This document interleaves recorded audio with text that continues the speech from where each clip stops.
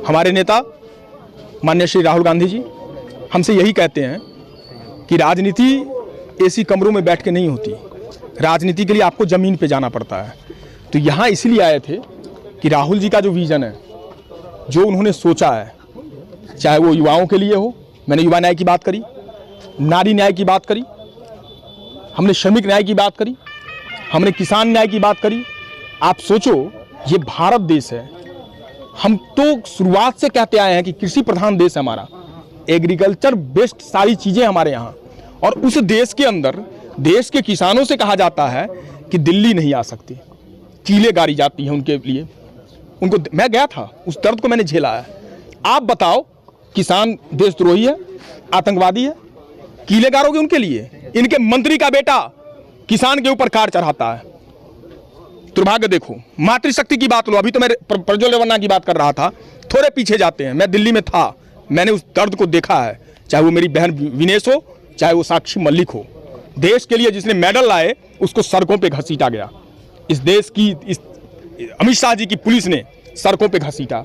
अरे अमित शाह जी, आपसे मैं पूछूं, माननीय गृह मंत्री जी, आपका बेटा एलबीडब्ल्यू का फुल फॉर्म नहीं जानता हो तो बीसीसीआई का सेक्रेटरी, और जो मेडल लेके आती है उसको सड़कों पे घसीटा जाएगा।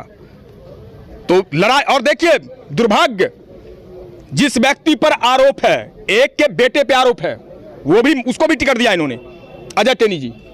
दूसरे बृजभूषण शरण सिंह, मैं इसलिए इस बात को दोहरा दूं, बृजभूषण शरण सिंह के बेटे को टिकट दिया। तो ये तो मुंह पे तमाचा है ना, मातृशक्तियों के हो या किसानों के हो। हर घंटे इस देश में एक बेरोजगार सुसाइड करता है, आत्महत्या करता है, तकलीफ तब होती है। हर 2 घंटे में एक माँ बहन के साथ अत्याचार होता है, तकलीफ तब होती है मोदी जी। तकलीफ तब होती है जब हर 2 घंटे में एक किसान आत्महत्या कर रहा होता है, फंदे में झूल रहा होता है, तकलीफ तब होती है। तकलीफ तब भी होती है कि उड़ीसा की, अगर मैं उड़ीसा में खड़ा हूं, उड़ीसा की बात करूं, तो हर 4 घंटे में एक महिला का उत्पीड़न होता है।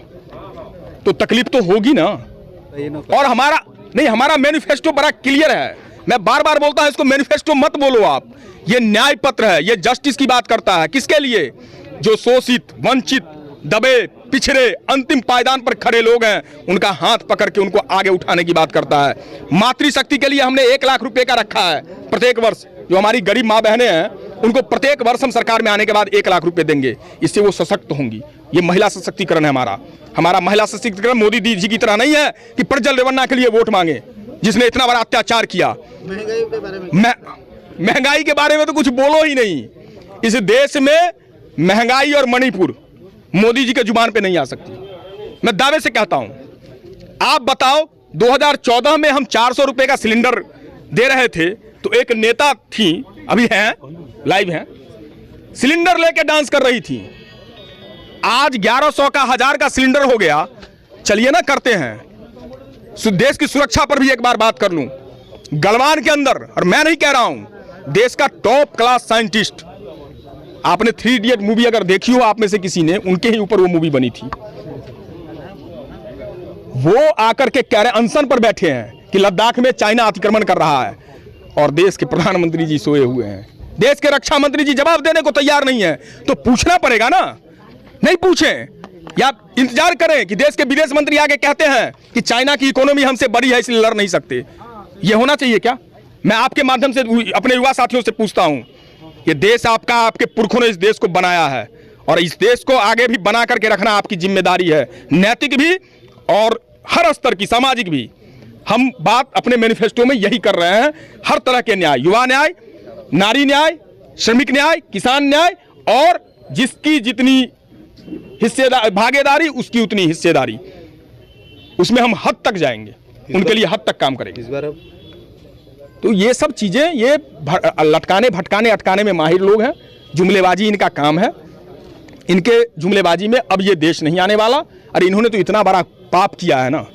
अगर बोलूं, अगर देश की सुरक्षा की बात, पुलवामा के शहीदों के नाम पर वोट मांगा 2019 में, ये अक्षम्य पाप जो इन्होंने किया है, इस बार देश की जनता इनको देखेगी।